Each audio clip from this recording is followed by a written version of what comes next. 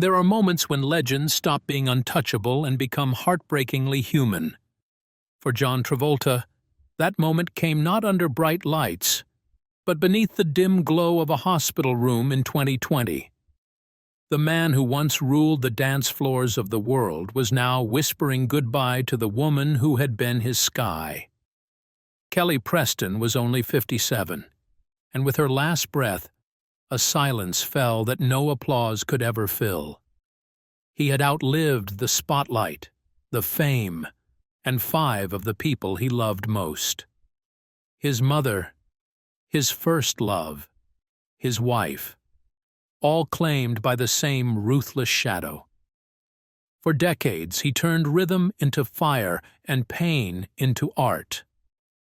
But behind the charm of Danny Zuko and the fire of Tony Manero was a man quietly bleeding, still choosing to shine.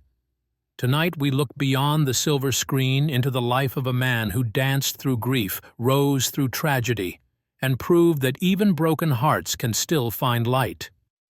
If his journey touched you, subscribe to the channel and tell me where you are watching from tonight. It was July 12, 2020. The world was quiet. But inside John Travolta's home in Florida, a storm was ending in silence.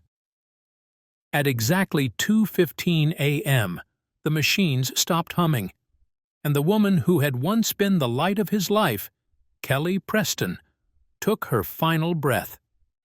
For 2 years he had fought beside her against the same merciless disease that had already stolen his mother, his first love, and now the mother of his children. 3 women, 1 man, the same enemy, cancer, cutting through his story like a repeating curse. Outside, millions still knew him as the immortal star of Grease and Pulp Fiction. But that night, the man who once made the world dance stood alone in a kitchen full of memories. Her coffee cup was still on the counter. Her perfume still lingered in the air. And the silence was louder than applause. In a career that had filled theaters with over $2 billion in box office light, he now sat in a house worth $10 million that felt completely empty. A man who once owned 5 private jets suddenly had nowhere to go. He had outlived legends, outloved his limits, and now outlasted his joy. People said Hollywood breaks dreams. But that night, Hollywood had nothing to do with it. This was something older, colder, like fate whispering, "Let's see how much light one soul can hold before it burns." He buried Kelly with the same hands that once held her on screen, and when the cameras turned away, he whispered to no one, "I'll keep flying, because you loved the sky." And that was how his story began. Not with fame, not with glory, but with the sound of a heart still beating after everything else stopped. It began long before the fame, long before the lights. February 18, 1954, Englewood, New Jersey. A winter so cold that the pipes in the old house froze solid, and a baby named John Joseph Travolta cried into a room already crowded with 5 older siblings. 6 kids, 2 parents, 1 dream that barely fit inside 4 cracking walls. His father, Salvatore Sam Travolta, once a semi-professional football player, now spent 12-hour days repairing tires at a small shop that barely made rent.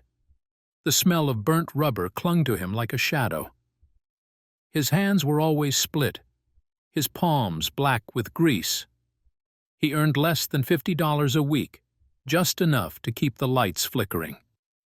His mother, Helen Cecilia Burke, had once dreamed of Broadway but ended up teaching drama at a local school, her chalk-stained fingers trying to draw futures she could not afford.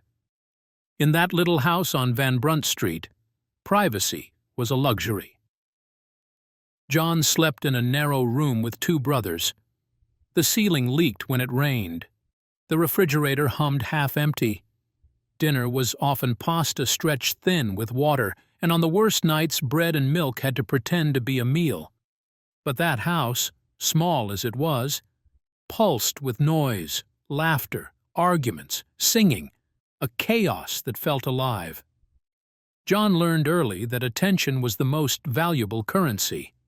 To be noticed, you had to earn it. He danced in the living room just to make his mother smile. He mimicked his teachers, imitated movie stars, and when he saw his older sisters rehearsing lines for school plays, he studied them, like a scientist watching magic. Somewhere between those cracked walls and chalkboards, he found rhythm. By age 12, he was already performing at local community theaters, sneaking into shows where adults clapped politely and whispered that Travolta kid has something. He did not know what something was, but he knew it was his only ticket out. At 16, he made a choice most grown men would never dare. He dropped out of Dwight Morrow High School with only $150 in savings. No college, no plan B, just a suitcase, a second-hand copy of the actor's studio handbook, and a stubborn belief that he could turn noise into music.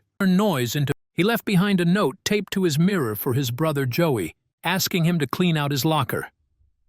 No goodbyes, no promises, just quiet conviction. That night, as he boarded a bus to New York City, the lights of Englewood flickered behind him like tiny stars trapped in a dirty window. Most people said it was madness. Who leaves safety for nothing but a dream? But to John, that cramped house had already taught him the truth. Comfort kills hunger, and hunger is the only thing that makes you move. He was 16, broke, unknown, and already unstoppable. The boy born inside small walls was on his way to tear them all down. The year was 1971, and New York was not kind to dreamers. 16-year-old John Travolta stepped off a Greyhound bus with $150 in his pocket and a second-hand suitcase full of hope. The city did not care. It swallowed him whole. He slept on borrowed couches, in backstage hallways, sometimes on the floor of laundromats when the snow came early. He skipped meals, drank water from public fountains, and learned the rhythm of survival by listening to the clatter of coins he did not have. Casting directors dismissed him before he could finish a line. Too green, too short, too ordinary. For 8 months, every door slammed in his face. His shoes wore thin. His pride wore thinner. Yet he refused to go home. Then fate arrived disguised as chance. One August afternoon, while folding damp clothes at a laundromat in Hell's Kitchen, he overheard 2 actors whispering about an open call for a touring musical called Grease. He had never even seen the show. Still, he walked in the next morning, his shirt wrinkled, his shoes scuffed, his eyes burning. When they asked if he knew the part, he lied. Then he sang like his life depended on it, because it did. 4 minutes later, the room fell silent. The director did not see a kid from Englewood. He saw fire. John got the part. Not a lead, but a spark in the background, a boy named Duty. It paid $185 a week, more money than his father ever brought home. For 11 months, he lived on buses and in cheap hotels, performing 312 shows in 47 cities. He learned how to survive on applause and vending machine dinners. The roar of the crowd became his heartbeat. The lights on stage felt like sunlight after years underground. In one moment of clarity, he thought, if I stop now, I die. But success is never a straight climb. When the tour ended, the applause stopped. Silence returned. The hotel keys were gone, the bus wheels still. He was 18, famous nowhere, with no plan. So he packed up again and headed west to California, the land of second chances. He bought an old 1969 Oldsmobile for $847. It broke down in Arizona. He slept in parking lots, showered at a gym for $3 a day, and walked into auditions with clean hair and empty pockets. His first television job was on Emergency, playing an unconscious victim for 47 seconds on screen. $75 in pay. He did not care. He had been invisible before. Now at least someone had to light him. A few months later, another tiny role came. One line on The Rookies. He took it, then another, and another. He was learning that in Hollywood, survival was not about luck. It was about persistence. Then a call changed everything. A casting director needed someone fast for a sitcom pilot called Welcome Back, Kotter. John was 23 minutes late. His clothes were wrong. His hair was too long. Everyone thought it was over before it began. But when the camera rolled, he became Vinnie Barbarino, a wisecracking kid from Brooklyn with eyes that laughed even when his soul did not. When Welcome Back, Kotter premiered on September 9, 1975, his world exploded. Within 6 weeks, he was receiving more than 10,000 fan letters a week. ABC hired 2 people just to read them. His catchphrase, "Up your nose with a rubber hose," ended up on 2 million T-shirts by Christmas. The boy who once danced for attention in his mother's living room was now a national obsession. But fame is a double-edged blade. Behind the lights, he was still just John, the kid who slept in hallways. And even as the world laughed with Barbarino, he began to feel the shadow of something darker. The quiet fear that people were falling in love with the mask, not the man. During those years, he met Diana Hyland, an actress 18 years older than him, while filming The Boy in the Plastic Bubble. She played his mother on screen. Off-screen, she became his first great love. They talked until dawn, shared books, cooked pasta together in her small kitchen. She told him he had an old soul. He told her she made him believe in love. But fate, always cruelly consistent, had other plans. Behind her laughter, Diana was fighting breast cancer. She kept it from him at first, not wanting pity. When he found out, he refused to leave. He sat beside her every night, reading scripts aloud, singing softly when the pain became sharp. One evening she whispered, "Even if I only have a year left, it is enough because I have loved you." He wanted to marry her. Time said no. On March 27, 1977, she died in his arms. She was 41. He was 23. Days earlier, he had packed a white suit for the trip to Rio they had promised each other. He wore it instead to her memorial. On the flight home, witnesses said he stared out the window for hours, tears streaking down his face, the sky blurring into gray. Andy Warhol wrote later that he looked like a man who had outgrown youth in one night. That loss carved something permanent inside him. The same fire that had driven him to dance, to fight, to rise, now burned slower, deeper. When the cameras called again for Saturday Night Fever, every step he danced carried grief. The world saw rhythm. He felt pain. He learned something in those years that no award could teach. The higher the light climbs, the longer its shadow falls.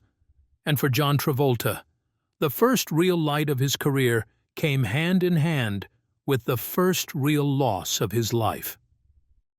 The year was 1977, and for the first time, John Travolta was not chasing the spotlight. The spotlight was chasing him. The kid who once slept on hallway floors was now the face of a global fever. Saturday Night Fever hit theaters in December and detonated like a cultural explosion. Within 6 months, It earned over $237 million worldwide, an impossible number for a film that had cost barely $3.5 million to make. The soundtrack sold more than 40 million copies, turning dance floors into temples and Travolta into a god of movement. Every night, clubs from New York to Tokyo pulsed with people imitating him.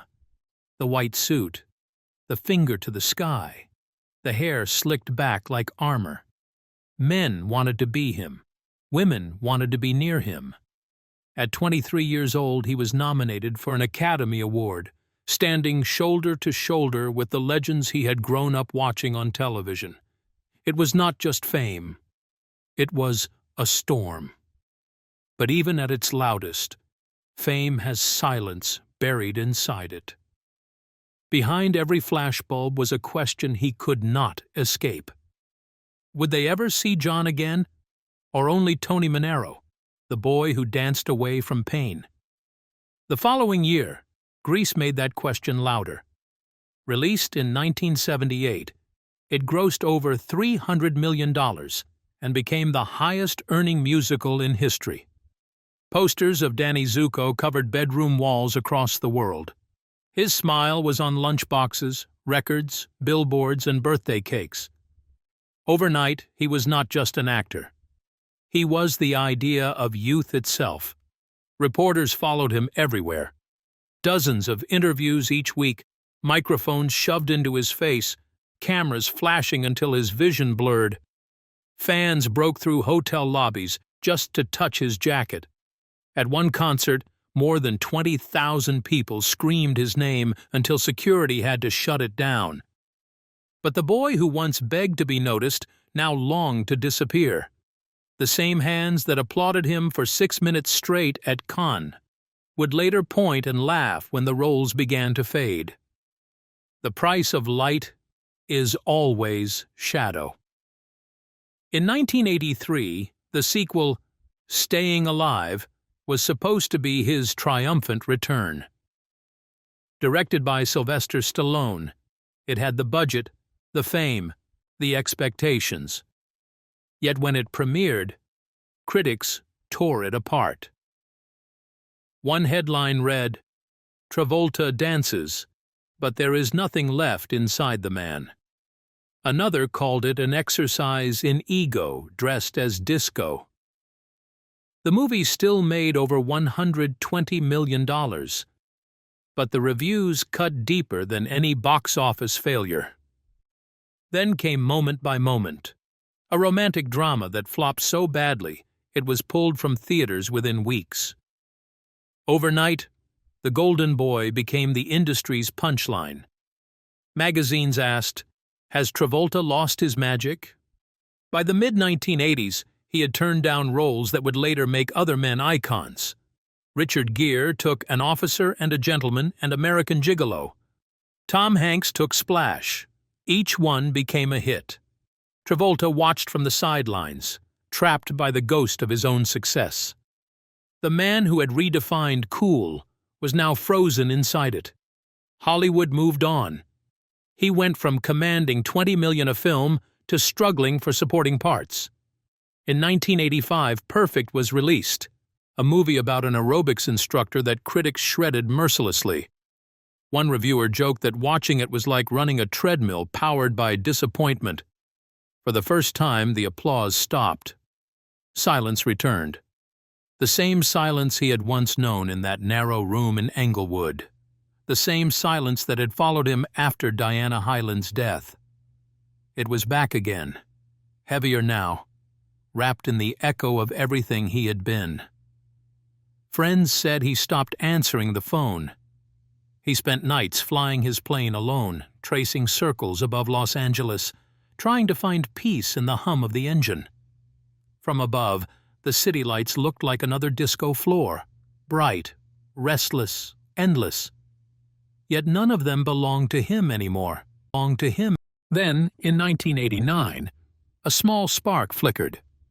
A comedy called Look Who's Talking surprised everyone, earning almost $300 million worldwide. For a brief moment, Hollywood remembered. Travolta could still draw crowds. But critics dismissed it as luck. They called him a relic from a louder time. He smiled for the cameras, but the truth was different. He was tired. Tired of being the man everyone thought they knew. Tired of being compared to the kid in the white suit. Fame had given him everything but freedom. Sometimes at night, he would look at his reflection and whisper, "I built this empire from sweat and rhythm, and now I am its prisoner." He was not wrong. The man who once danced to escape his life now danced inside a cage made of applause. And yet, deep inside, something still burned. The same flame that had carried him from the cracked walls of Englewood to the silver screens of the world. The same voice that said, "You cannot quit, because this is what you were born to do." He did not know it yet, but another resurrection was coming. The fire was not out. It was only waiting for the right story, the right role, the right moment to burn again. Because in the world of John Travolta, glory never dies. It just hides, waiting for pain to call it back. By the early 1990s, Hollywood had nearly forgotten John Travolta. He was 39, a man the industry had quietly pushed aside. Studios no longer sent him scripts first. The roles he once turned down now went to younger faces. But fate, as always, was not done with him. In 1994, a young filmmaker named Quentin Tarantino walked into a meeting and said what no one else dared. He wanted Travolta for a lead role in Pulp Fiction. Executives laughed. They called Travolta box office poison. Tarantino refused to back down. He told them they were not seeing him right. He is not over. He is waiting. When Pulp Fiction premiered at Cannes, the audience stood for 6 full minutes, clapping until their hands ached. The man Hollywood had buried stood there, tears on his face, reborn in front of the same world that had written his obituary. The film went on to gross over $200 million, won the Palme d'Or, and earned Travolta his second Oscar nomination. For one night, the fire that had nearly died blazed again. The comeback was not luck. It was resurrection. Over the next few years, he moved from one transformation to another. The smooth-talking gangster in Get Shorty, the dual soul in Face Off, the political powerhouse in Primary Colors. Each role a scar turned into a crown. By 1998, he was commanding $20 million per film, standing beside the giants of his generation. But success never stays. The 2000s arrived with another storm. His passion project Battlefield Earth, released in 2000, became one of the most ridiculed films in history. Budget $70 million, box office barely $29 million. Critics called it a disaster, a black hole of ego and ambition. Late-night shows turned it into a punchline. The same press that had once cheered his return now mocked him mercilessly. He did not answer. He never fought back. He had learned that silence can be stronger than noise. In private, he poured his energy into family. His wife, Kelly Preston, and their 2 children, Jett and Ella, became his anchor. For nearly a decade, he stepped back from the frenzy of fame. Their home in Florida became a fortress of laughter. He piloted planes for joy, built a hangar right beside his house, and sometimes took his kids up into the clouds just to watch the sun rise above the storms. But happiness has never been permanent in John's story. On January 2, 2009, during a family trip to the Bahamas, tragedy struck again. His son Jett, just 16 years old, suffered a seizure and collapsed. John performed CPR with his own hands, screaming for help as paramedics rushed in, but it was too late. The boy who once said he wanted to fly like his father was gone. The pain was unimaginable. For months, Travolta could not speak in public. He withdrew completely. Hollywood did not see him for a year. The man who once danced across screens now barely left his room. And when he finally appeared again, he said quietly, "There is no pain like losing your child. It never goes away. It just learns to live inside you." As if fate had not done enough, it came again. In 2020, after battling breast cancer for 2 years, Kelly Preston, his wife of 29 years, passed away at 57. The same illness that had taken Diana Hyland and his mother decades earlier had come back to finish its cruel circle. 3 women, 3 heartbreaks, the same shadow. He buried her in private. No press, no cameras, only family. When the service ended, he stood alone by her grave, his head bowed. A friend later said he whispered, "You were my sky." The world saw his calm, but inside he was collapsing. Within 2 months, his half-brother Sam Travolta Jr. also died suddenly. 2 funerals in 1 season. He began to wonder, how much can one heart hold before it stops fighting? And yet, even in grief, he never surrendered. He focused on his children. His daughter Ella, who had just turned 20, stepped into acting, saying, "My father is my hero." His son Benjamin, born in 2010 after Jett's death, became the light that pulled him through the darkness. John often said, "My children are my lifeline." He turned his sorrow into purpose. Through the Jett Travolta Foundation, he funded programs for children with special needs and medical research, donating hundreds of thousands to hospitals and education centers around the world. He rarely spoke about it. For him, kindness was not for headlines. It was a form of survival. By 2022, he had lost more than most could imagine: his parents, his first love, his wife, his son, his brother, his closest friends. And yet, he was still standing, still flying his own plane, still smiling for the cameras, still walking red carpets beside his daughter. The man who had lived through every kind of storm had become something more than an actor. He was a lesson carved in human form. They say scars mark where the pain lived. But for John Travolta, his scars grew wings. They carried him higher, over the noise, over the loss, into a quiet sky that no tragedy could touch. Because sometimes, survival is not about winning. It is about refusing to stop shining, even when the world keeps trying to turn off the lights. It was 2023, and John Travolta had already lived more lives than most people could imagine.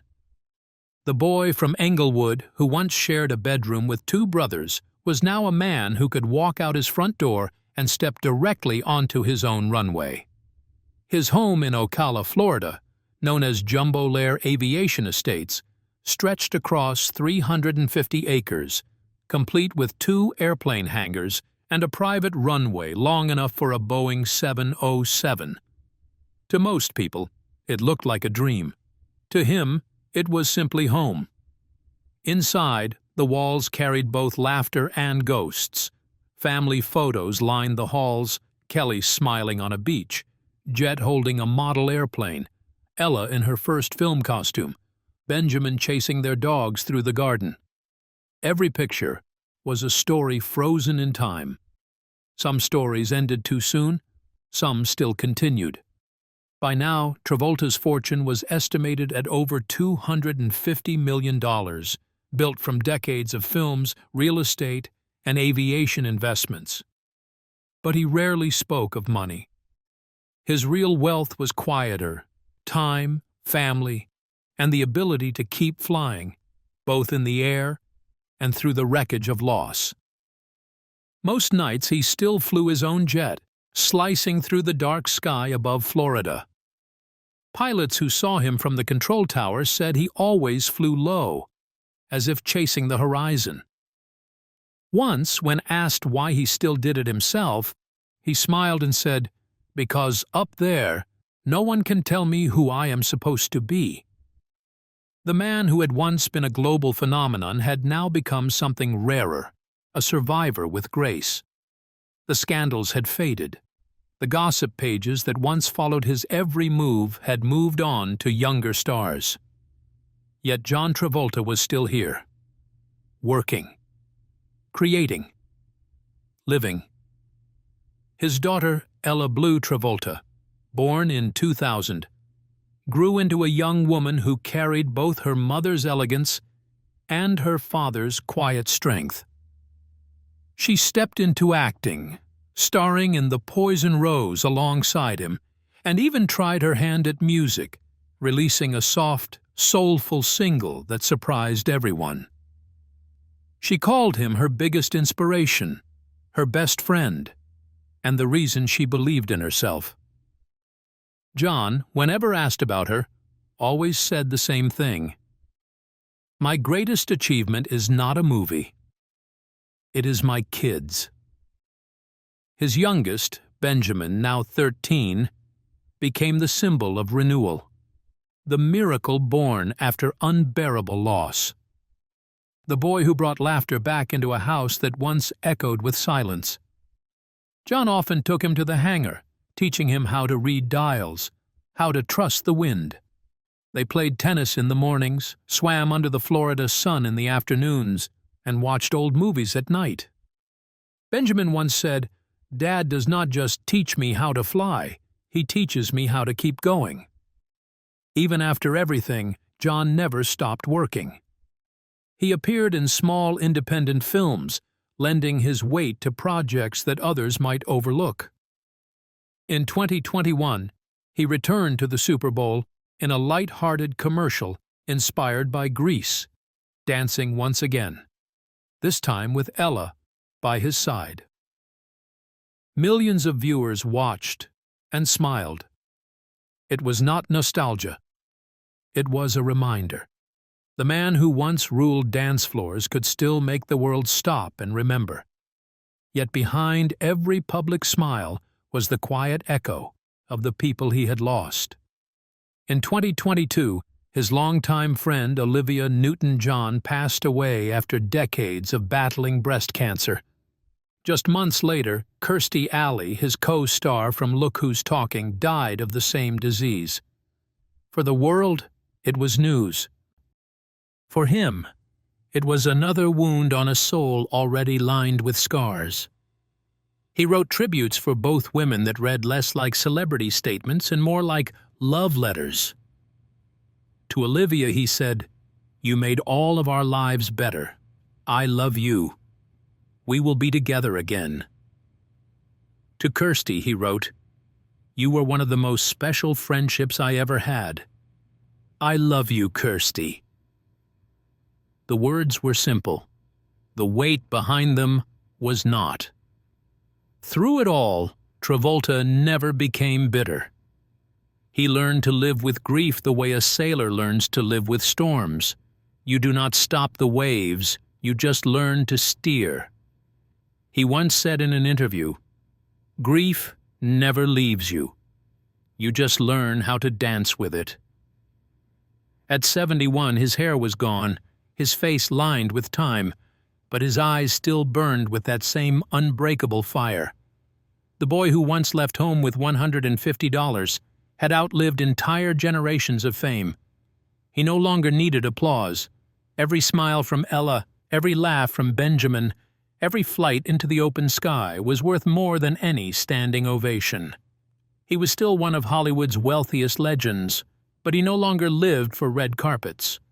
He lived for family dinners, for the sound of laughter echoing across the hangar, for the quiet peace of sunrise over the runway.